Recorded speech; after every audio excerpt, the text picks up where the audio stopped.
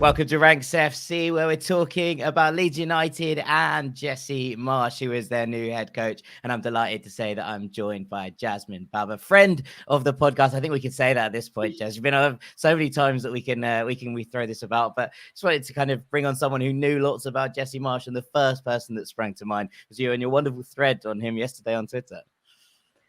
Yeah, thank you for having me back. I really enjoy always coming on with you guys and Ranks in general. So yeah, lots of excitement around Jesse Marsch, or not, depending on what kind of fan you are. Glass half full, glass half empty, who knows? Yeah, exactly. It's a funny one, isn't it? I don't know what your experiences are with Leeds fans before, but I imagine that thread taking off would have taken some by surprise in the world. They are a very, very intense bunch at times, and I mean that in the most positive way.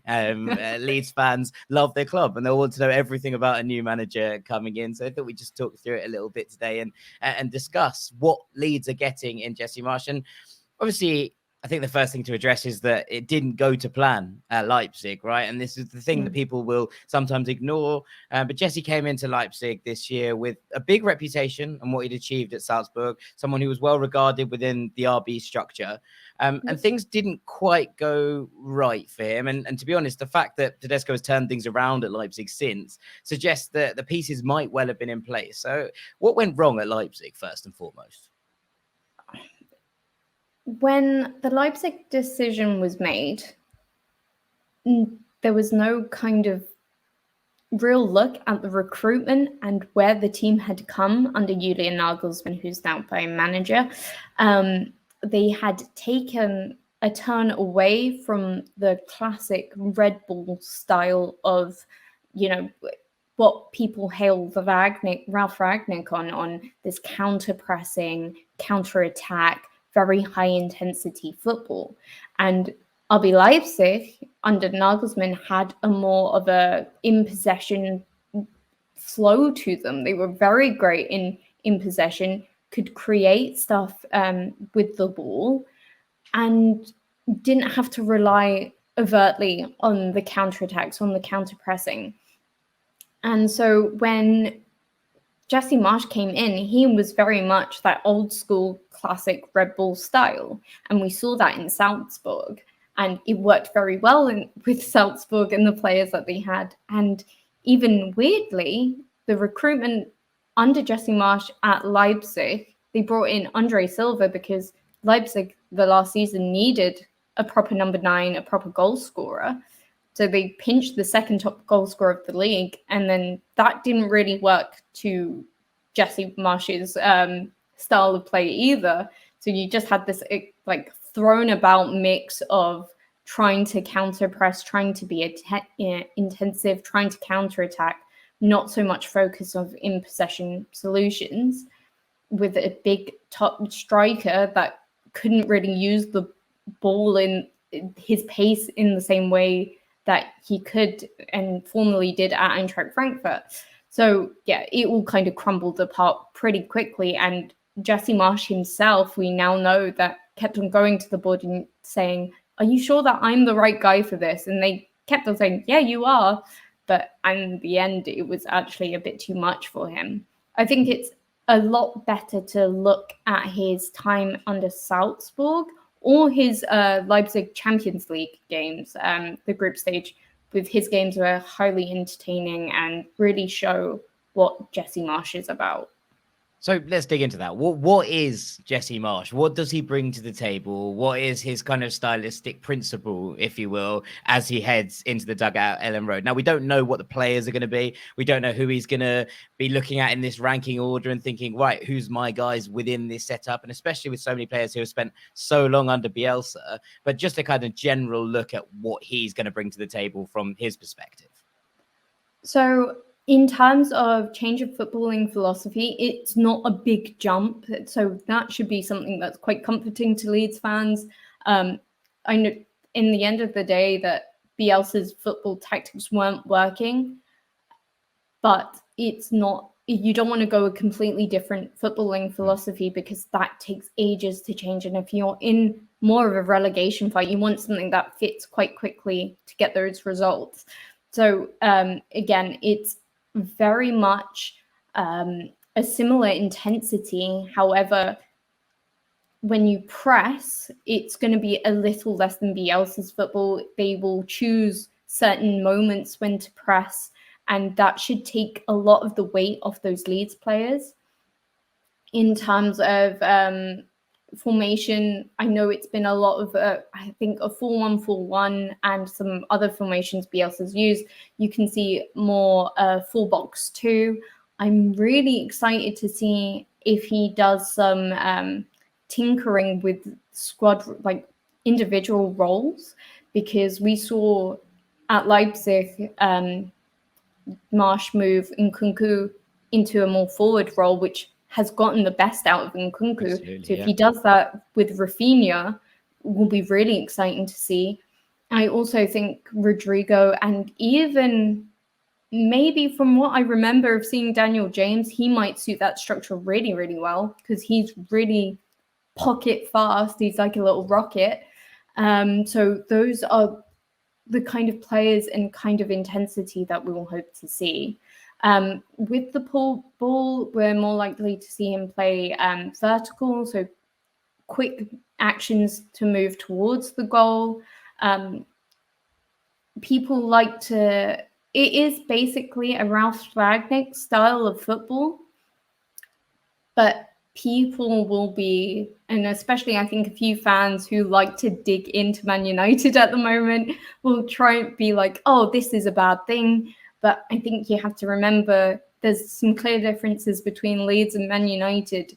Man United have not performed to their capabilities for a couple of years now.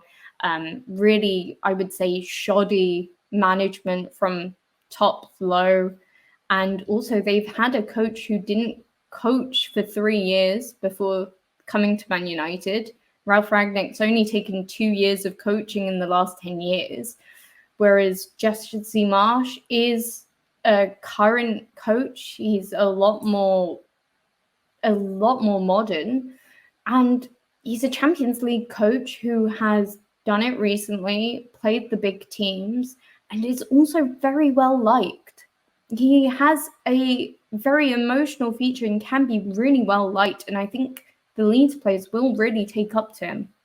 Yeah, that's it, isn't it? Because these Leeds players loved Bielsa, and you can see that from the kind of outpouring of grief that's gone away from them. But I think that they've, bonded to him over a period of time. Jesse Marsch is the kind of character you think that can come in and take that kind of, okay, I'm here to kind of sort this out. And, the rumors are that some of the Leeds players went to Marcelo Bielsa last week and said, look, can we try and maybe adapt a little bit more?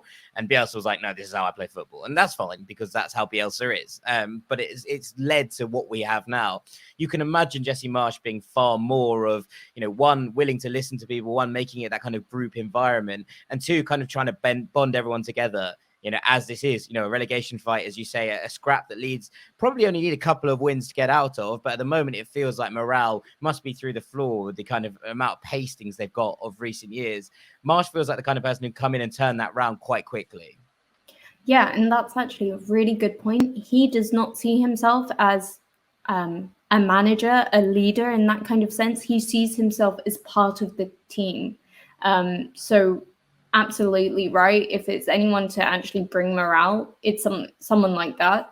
I think one of his halftime speeches went viral. I think I don't have to say it. If it might be ingrained in some people's minds, but just in case you haven't watched it, halftime against Liverpool in the Champions League. I think it was the second group stage match against Liverpool away at Anfield. There is a famous halftime speech from him where he goes, this is not a blank for dramatic effect or, and a rude word, a friendly game. And that made the round. So he is quite compassionate. He is quite emotional. He likes to rally the group around him. And that is something that we've seen under Salzburg. And yeah, I know there is some feelings about where he's managed and how he's managed, but if you want a really good idea of how he does things, you just need to look at any of those Champions League games under Leipzig and under der Salzburg, because those are so highly entertaining, shows off his complete skill, and also he doesn't cower down. Big team, small team, he does not cower down. And I think that is the kind of personality and kind of tactics that you need to get out of this relegation fight. It's also something that I think will resonate with Leeds fans, you know, being able to stand up and, you know, and swing punches, even if the opponent is coming in and bigger. And look, when Bielsa ball was introduced to the Premier League in that first game against Liverpool, where Leeds lost 4-3 at Anfield, everyone was kind of in awe of the fact that Leeds went for it. They're not going to lose that under Marsch, which I think is a nice thing. It's a good trait, you know, to be able to stand up. But, you know, as you say, that kind of transitional football, that kind of direct football often works best when you are the underdog. And Leeds will be underdogs in most of these games, consider where they are in the table and the squad that they have at their disposal. And I think that makes for an interesting point that, you know, Marsch might relish the idea here of coming into a team who are being written off in some quarters. He's being written off already in some quarters, and he'll go, right, let's turn this around and bring things through, both in a tactical sense and in a personality one. Yeah, absolutely. I think the fact that he is seen as an underdog, he'll prefer both if it's by the fans, if it's by media, if it's in the actual games. He likes that. I think he will favor and relish that fight more than if the pressure was on him like it was in Leipzig. And yeah, absolutely. Also, another good fact is that he's managed Haaland before, so maybe Haaland and can bring it back together with where Haaland was born, Leeds. So maybe that little glimmer of hope on top, maybe you can get a good striker. But on a serious note, he's managed Hwang Hee-chan, who now plays for Wolves, Minamino, who is at Liverpool.